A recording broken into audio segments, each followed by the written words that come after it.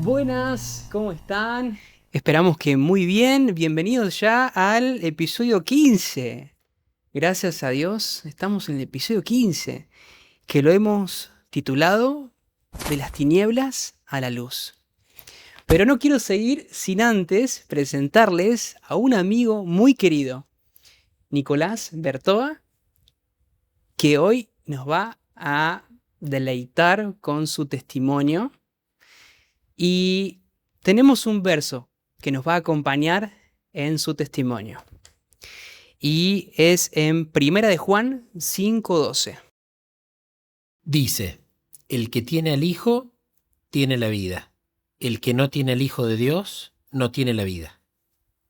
Hermoso, qué hermoso. Ya vamos a ver cómo ese verso tocó la vida de mi amigo.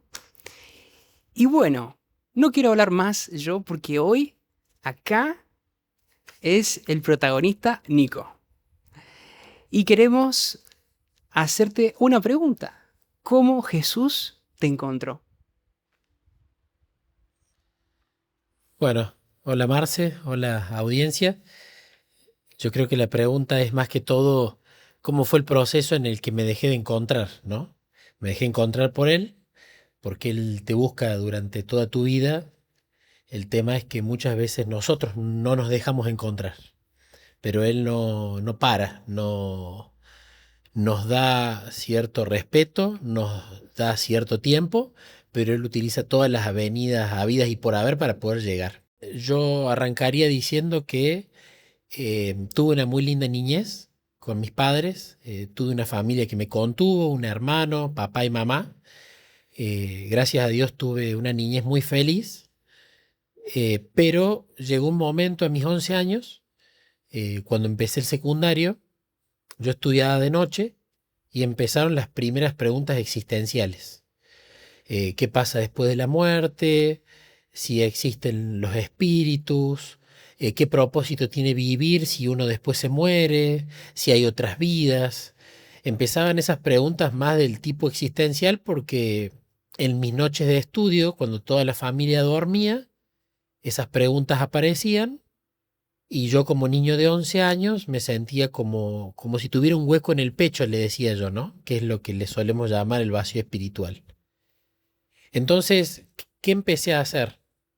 Empecé con mis ahorros a ir a la librería cerca de casa, a la sección de autoayuda, porque había muchos títulos interesantes sobre cómo ser feliz y una cantidad de áreas literarias muy grandes: metafísica, meditación trascendental, psicología, gurúes de turno, etcétera. Entonces lo que empecé a hacer era comprarme libros, más los que solía leer mamá, que siempre también estuvo en su búsqueda espiritual, a ver si la respuesta estaba allí. Entonces leía mucho, pero mientras más leía, más preguntas tenía y ese vacío no se llenaba. Nunca me había interesado nada relacionado con Jesús o el cristianismo, entonces no era una literatura que yo consumía en esa época. De hecho, yo desde chico ya pensaba que era algo usado para la gente débil, para la gente crédula, para la gente que no pensaba por sí misma. Pasando el tiempo, los libros yo los seguía consumiendo, pero no llenaban ese vacío. Pensé que quizás con una pareja se iba a llenar ese vacío. El sentir el amor de una novia. Me puse de novio y fue una linda experiencia, pero no llenó ese vacío. Pensé que quizás en la elección de la carrera universitaria elegí licenciatura en ciencia de la computación, disfruté muchísimo de estudiar esa carrera, pero la vocación no llenaba ese vacío. Pensé que quizás el trabajo, una vez que trabajara en una empresa y empezar a jugar en las grandes ligas, como yo le decía, eso iba a llenar el vacío. Tampoco lo llenó.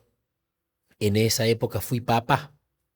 Y si bien para los que son padres hay un amor muy especial, sobre todo en el hombre cuando lo ve por primera vez a ese hijo, hay algo que se rompe acá, algo que se vincula para siempre, es muy profundo, pero tampoco llenó ese vacío. La convivencia en ese entonces con la mamá de mi hijo tampoco llenó ese vacío. Luego, con el tiempo, yo me separo de su mamá y ahí viene, creo yo, una época de grandes tinieblas. ¿Por qué? Porque con trabajo, soltero, y si bien era un padre muy presente, empecé a adentrarme en la noche. Creo que todo el mundo tiene este vacío espiritual que se cubre únicamente con una persona y cada uno trata de taparlo como puede, como le sale. Yo me daba cuenta que lo tapaba con mujeres, con la noche, con alcohol, con experiencia de ese tipo. Claro. Pero me sentía muy mal conmigo mismo, porque era papá, porque veía cómo me estaba autodestruyendo, pero era alguien desesperado buscando respuestas. Hasta que llega un momento que me pongo nuevamente en pareja, empiezo a convivir, tenía un trabajo que me gustaba, una relación con mi hijo y con mi familia que me gustaba, pero cuando uno vive en el mundo, la autoestima está muy direccionada a los parámetros de Satanás. Satanás propone la supervivencia del más fuerte, el competir en lugar de cooperar, el ser servido en lugar de servir. Entonces mi autoestima estaba basada en qué tan lindo me sentía, qué tanto dinero ganaba, qué tanto era elogiado en la empresa en la que trabajaba, qué tan bien bailaba.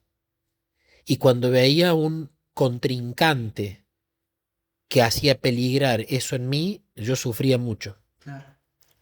Hay personas que quizás se enojan con la pareja y le pegan, o no le permiten salir, o les revisan constantemente el celular. A mí me pasaba que me ponía triste y lloraba a escondidas cuando veía, por ejemplo, un candidato que a mí me daba miedo que se llevara a mi pareja. Claro. Y llega una noche en octubre de 2016 donde para mí fue la noche bisagra. Creo que fue la noche que Jesús esperó durante toda mi vida para que yo le abra el corazón. Ujú. Mi pareja de ese momento se va a un congreso de arquitectura, que básicamente eran workshops o charlas durante el día y fiesta durante la noche. Claro. Y yo pensar en que ella iba a estar en una fiesta con otras personas, eso empezaba a ponerme nervioso, porque tenía miedo de que me abandonen. Y esa primera noche, un compañero se le insinúa, ebrio, de que quería estar con ella. Ella no accede, pero me cuenta. Y allí ella me dice, me vuelvo a casa porque te estás poniendo triste. Y yo le pedí, no, no vuelvas, porque si vos volves, yo el problema que tengo yo y que va a destruir la pareja no lo soluciono. Por favor, quédate y déjame aprender a lidiar con mis inseguridades. Pero cuando corto el teléfono, empecé a tener un vaivén de entre la furia yendo por el llanto desconsolado como un niño. Claro. Empecé a tirar el celular, a golpear las paredes, a llorar, a sufrir, a querer buscarle a esa persona y pegarle, hasta que no di más y estando ese día en un séptimo piso, acá en la calle Colón, en Córdoba, por primera vez miro al cielo y ahí le digo, si existís, si hay alguien ahí, ayúdame porque no doy más. Y yo creo que eso fue lo que Jesús estuvo esperando Todo solo. toda mi vida. Claro. Porque ahí, como dice Apocalipsis 3:20, aquí yo estoy a la puerta y llamo. Él debe haber estado llamando toda mi vida a esa puerta, pero el que no le abría era yo.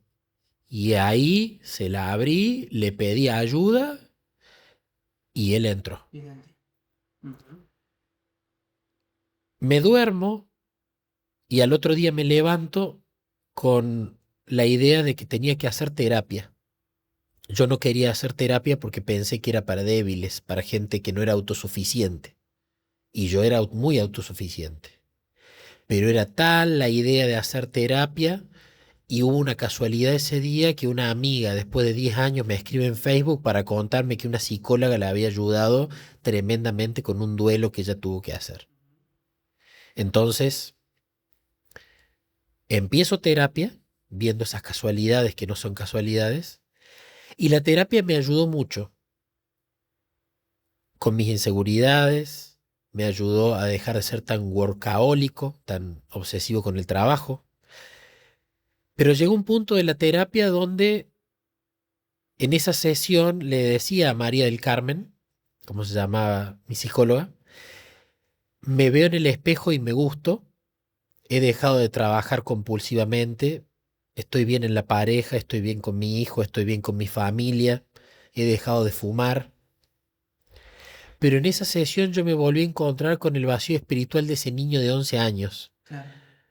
porque fue cuando le digo a ella, ¿qué más viene después de esto? ¿Más hijos? ¿Más nietos? Quizás comprar una propiedad, más vacaciones, y después me muero y se acabó. ¿Esto es la vida? Ujú.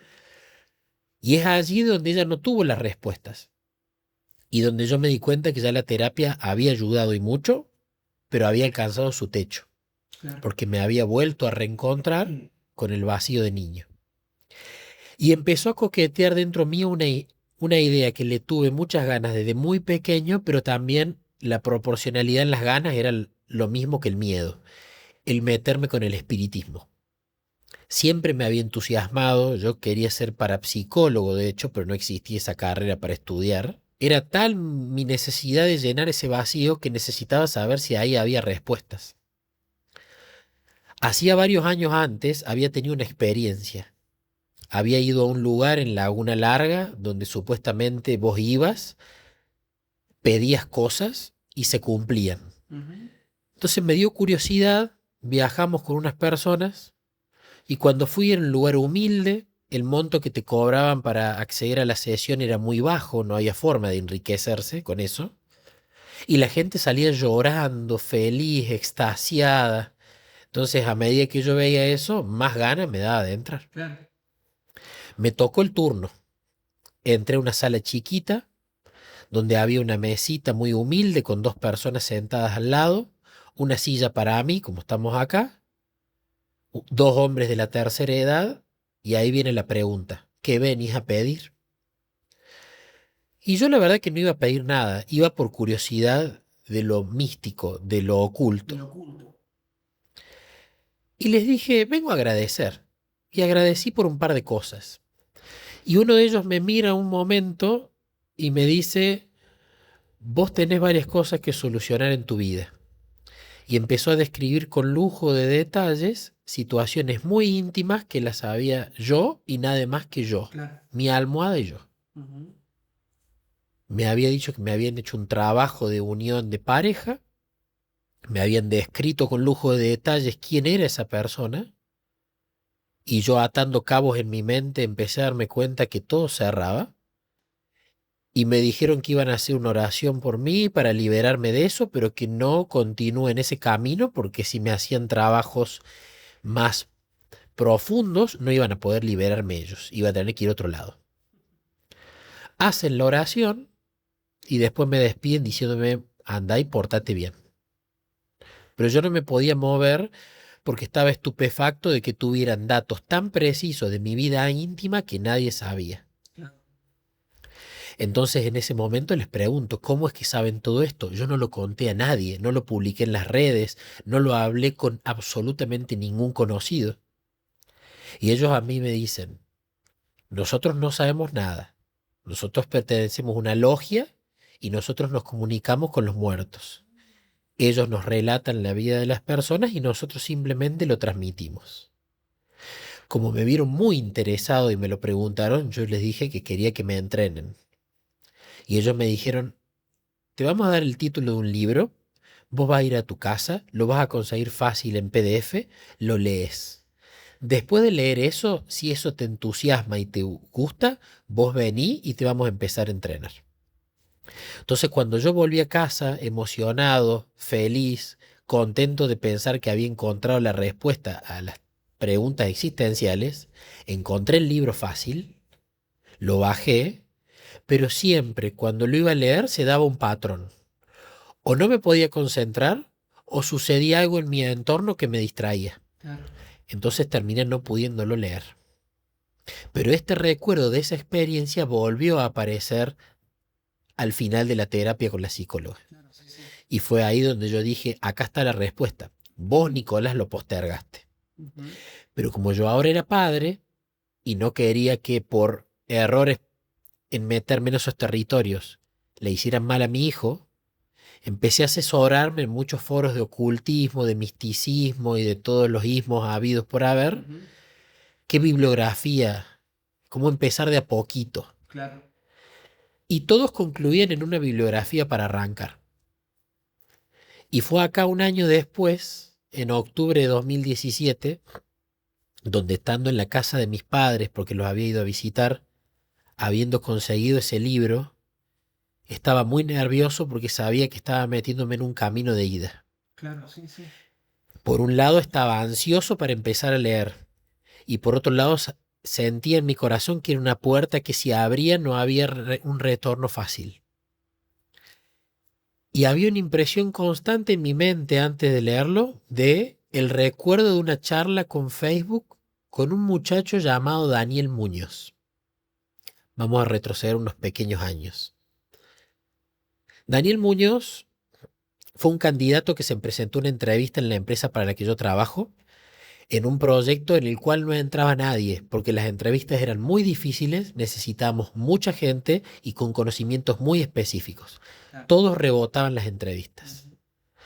Pero un día se presenta Daniel, da una entrevista fabulosa, espectacular, sublime, le tiré con toda la artillería y la soportó perfecto y entra a trabajar. Cuando él entra a trabajar, a los pocos días nos da un libro que el título decía El conflicto cósmico. Nos regala a cada miembro del equipo. Y cuando empezamos a leer de lo que trataba, el vox populi de la oficina era, este chico está loco. Claro. Los meses pasaron, hizo un gran trabajo, pero no fuimos amigos con Dani.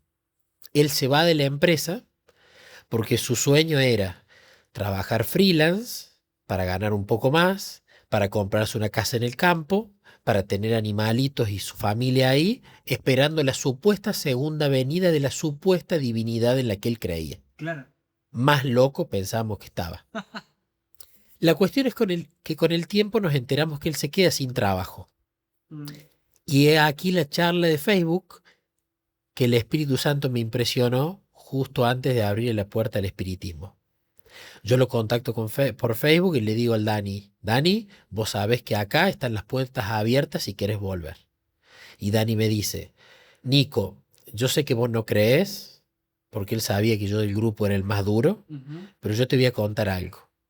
Yo soy adventista del séptimo día de toda la vida. Siempre me pregunté por qué Dios no me hablaba, hasta que conocí momentos a solas con Cristo y aprendí a comunicarme con Dios. Y Dios me dijo que no busque trabajo porque Él me va a buscar un trabajo en Estados Unidos, me va a llevar para allá. Nosotros en la oficina pensamos que Dani estaba completamente loco y fuera de sí. ¿Y qué es momentos a solas con Cristo, básicamente? Momento a solas con Cristo, para resumirlo en una frase, es un ministerio de la Iglesia Adventista del Séptimo Día, Ujú. que no es un programa, no es un seminario, no es un estudio bíblico. Para mí lo que mejor lo resume es un párrafo de Patriarcas y Profetas en la página 64 de ese libro de Elena White, donde dice que Enoch pasaba mucho tiempo en la soledad practicando la meditación y la oración, dice Elena. Así esperaba ante el Señor, buscando un conocimiento más pleno de su voluntad a fin de cumplirla. Yo resumiría que esos momentos son con Cristo. Claro. Aprender a tener una intimidad a solas con Jesús a través de la oración y la meditación bíblica, no para ser un ermitaño que se va al monte, sino para discernir más claramente qué es lo que Dios quiere que haga Ujú. y una vez que conozco su voluntad, llevarla a cabo. Claro. Claro. Así lo resumiría yo. Entonces Dani me dice eso, pensamos que él estaba loco, pero a las pocas semanas Amazon había venido por primera y única vez en toda la historia a la provincia de Córdoba, a Córdoba capital, Ujú. había entrevistado candidatos y se llevó una sola persona, a Dani Muñoz y a su familia. Así que era creer o reventar. Entonces cuando yo me acordé de ese loquito que decía que hablaba con Dios y que Dios le respondía, conmigo mismo me decía, ¿y si probamos por acá primero? ¿Y si no estaba tan loco? ¿Y si Dios existe? Claro. Y es ahí que lo contacto, le cuento muy resumido esto a Dani, y Dani me dice, Nico, te estaba esperando. ¿Por qué, Dani? Hace una semana me dice, hablaba con Jesús y le decía, si hay alguien que mira al cielo y se pregunta si existís, tráemelo que yo le explico. Esa había sido la oración que yo había hecho exactamente un año antes. Ahora uno podría decir, ¿cómo se tardó Dios? No, sino que Dios necesitó preparar mi corazón Para ese momento. para que cuando Dani sembrara pudiera cosechar, Claro. ¿no? Entonces Dani me dice esto, yo te voy a enseñar cómo relacionarte con Jesús. Vos me tenés que prometer que vas a practicar y a medida que vos practiques yo te voy a ir dando tips nuevos. Entonces me dice Dani, vas a hablar con Jesús. Bueno, vas a hablar en voz audible. Y sí, ¿cómo hablo con vos? ¿Cómo hablo con la gente en voz audible? ¿Por qué voy a hablar la mente? Con los ojos abiertos. Y sí, ¿por qué los voy a cerrar si con todo el mundo hablo con los ojos abiertos? Y vas a pasar hablando 20 minutos, te los tenés que cronometrar. Y fue allí donde con las indicaciones fui, me puse a hablar con Jesús. Hola Jesús, yo soy Nicolás, quiero pasar tiempo con vos, no te conozco, pero necesito saber si sos la respuesta a esto. Y le dije a Jesús, me acuerdo, no te voy a pedir que hagas aparecer en el living luces violetas, pero de alguna forma necesito saber que sos real, que existís. Claro. Y al poquito tiempo, estando en la oficina, yo hacía pausas para hablar con él. Y un día estaba en la oficina que mi escritorio daba un gran ventanal. Claro. Entonces termino de trabajar y le digo, bueno, Jesús, vamos a charlar un poco. Y cuando giro la sillita de ruedas para mirar por la ventana, al frente había un jacarandá todo florecido violeta. No. Y fue ahí donde vino una de las primeras impresiones. Acá tenés las luces violetas que me pedía. Soy real.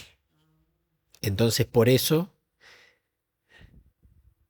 es que para mí ese versículo tiene tanta importancia, porque fue el primero que Dani Muñoz me leyó, y es donde él dice, la vida eterna es una persona, soy yo. El vacío que vos tenías se llena conmigo, y soy real, y quiero ser tu amigo. Y ahí arranca la relación. Por eso, de las tinieblas A la luz. a la luz. Qué hermoso como el Señor tiene sus maneras para cada uno de sus hijos de encontrarnos, y es paciente, es paciente. Y quiero hacerte 3 preguntas con este testimonio que vos acabas de contar. La primera pregunta dice, hoy después de tu encuentro con Jesús, ¿cómo describís o cómo describirías el amor que sentís por Él? ¿Y cómo ese amor te fue cambiando o te va cambiando? Bueno, con respecto a la primera parte de la pregunta, yo al principio le decía, escuchaba que la gente le decía, Dios te amo, te amo. Y yo le decía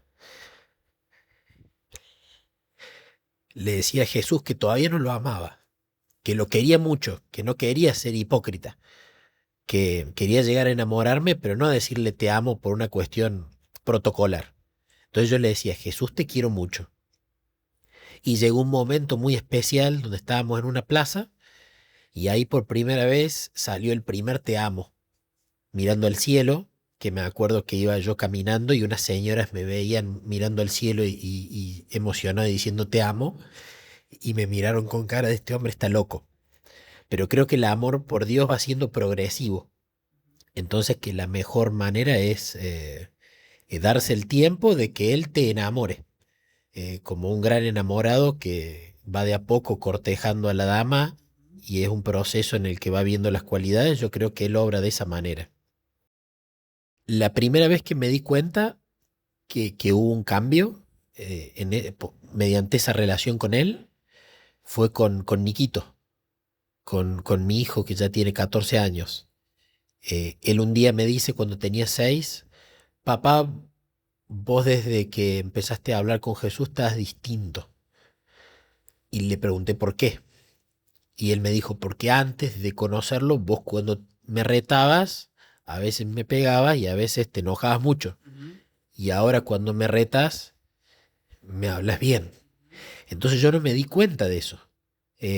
Creo que en esta aventura en la que uno pasa con Jesús y pasa tanto tiempo con Él, si se focaliza en tratar de ser mejor o más bueno en cuanto a bondad, es un error. Uno se tiene que focalizar en pasar tiempo con Él y conocerlo. Lo otro viene gratis e imperceptiblemente. Esa creo que es la receta. La receta. Tengo la segunda pregunta que dice, Dios a veces se manifiesta en nuestras vidas como un susurro suave, un silbido apacible y delicado, dice la palabra de Dios. Su palabra lo describe así. Entonces, en tu día a día, amigo querido, ¿cómo reconoces ese susurro de Jesús? Esta es una buena pregunta porque el problema no es que Dios no nos hable. El problema es que nosotros no estamos acostumbrados a percibirlo. Él habla cuando quiere, de las maneras que quiere, hay muchísimas formas en las que él habla, pero creo que la manera más fácil en la que uno puede ir sintonizando la antena de la radio espiritual, por así decirlo, es mientras más tiempo pasas. Mientras vos vas, le abras el corazón desde que abrís los ojos, buen día Jesús, hasta el buenas noches y te vas durmiendo hablando con él, desde que lo incluís, desde una ducha hasta las compras, en todo momento del día, mientras vos más lo incluyas, va a ser más fácil percibir esa voz del buen pastor. Y, y cuando logres ser exitoso en cuanto a más pensar en él, contarle lo que te pasa y maximizar la cantidad de tiempo en el día, te vas a dar cuenta que él hay días que habla todo el tiempo. A través de un pajarito, a través de un versículo en el que meditaste, a través de un estado de WhatsApp. De nuevo, el tema no es que él habla a los gritos, o mejor dicho, habla a gritos. Pero el problema es que muchas veces nosotros no lo escuchamos, ¿no? Sí.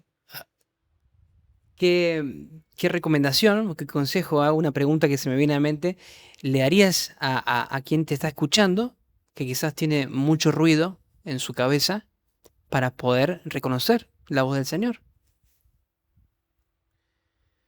Bien, yo creo que la mejor manera tiene que ver con, así como somos disciplinados con el gimnasio, con el trabajo, somos disciplinados cuando nos gusta practicar un deporte, somos disciplinados cuando queremos pagar las cuentas a tiempo. Lo mejor que podemos hacer para ganar sensibilidad espiritual es ser disciplinados en las actividades con Él. Es decir, pasar un muy buen tiempo en oración, hablando con Él de lo que se te venga a la mente, para donde la conversación Él la desvíe y sobre todo pasando mucho tiempo en su palabra.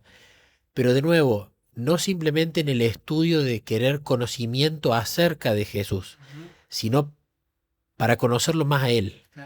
A mí me gusta mucho en el deseo de toda la gente cuando dice que Nicodemo, cuando después de pasar tiempo con Jesús, se llevó una lección y dice que dejó de ir a la palabra para discutir una teoría y empezó a ir a escudriñar la Biblia para recibir vida para el alma. Para mí ahí está la clave, en ir a la palabra, pero para tener un diálogo con Dios. Claro. No para hacer un estudio académico universitario. Entonces, mucho tiempo en oración y en meditación de su palabra, como por ejemplo decía de Enoc, y ahí vas a ir dándote cuenta durante el día cuando Él te habla o te conduce. La última pregunta, amigo. Si tuvieras que contarle a alguien, si tuvieras que contarle a alguien, pero ese alguien es un alguien que nunca ha conocido el amor de Dios, ¿qué le dirías sobre quién es Dios? Es difícil porque cuando uno dice la palabra padre, quizás el que tuvo un buen padre le gusta, el que tuvo uno malo, no. Quizás si vos le decís es el mejor amigo, quizás los amigos que tuviste en tu vida no fueron buenos, o quizás sí. Es difícil como describirlo en una palabra, pero lo que sí podría decir es que todo lo opuesto al miedo, al terror, al castigo, al, a una persona que va a tratarte mal, todo lo opuesto a condenación, todo lo opuesto a eso es Dios. Dios es el amor en la forma más pura, tierna.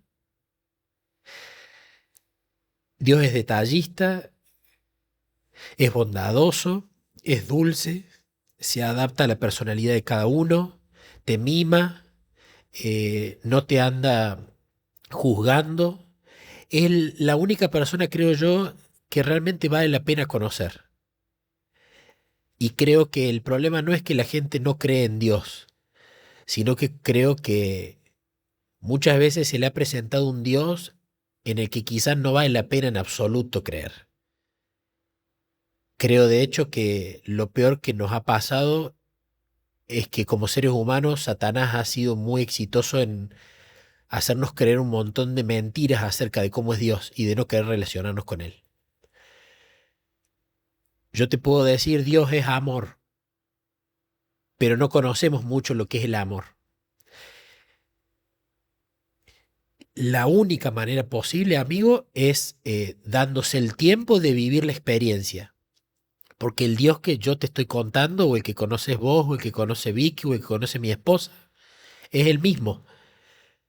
Pero como dice una frase de Elena que me gusta mucho, eh, hay que pasar de ser espectadores de las relaciones con Cristo que tienen los demás a ser protagonista de la propia. Porque es la única manera en que vas a poder conocerlo. Las palabras es imposible de describirlo. La experiencia en ese sentido lo es todo. Qué hermoso. Qué hermoso. Dios se revela, Él es muy tierno, en cada uno de nosotros se va revelando de la manera que nosotros sabemos que vamos a poder darnos cuenta de su amor, ¿no? Cada uno tiene vivencias diferentes y estamos seguros que si vos haces como Nico contaba, mirás al cielo y le preguntás a Dios si realmente existís o si le pedís que quiero conocerte más, Él se va a revelar a tu vida. Así que esperamos que este testimonio haya sido de gran bendición y le invito a mi esposa que está atrás, vení, vení, vamos a saludar a los oyentes. Muchas gracias, amigo querido. Dale me gusta si te gustó, compartilo. Y bueno, te esperamos en los próximos episodios, que ahora vamos a empezar a invitar a nuestros amigos, a personas que Jesús nos direccione para que puedan contar sus testimonios y todos podamos crecer en quién es verdaderamente nuestro Dios. Que Dios te bendiga y te esperamos en el próximo episodio. Chau, chau.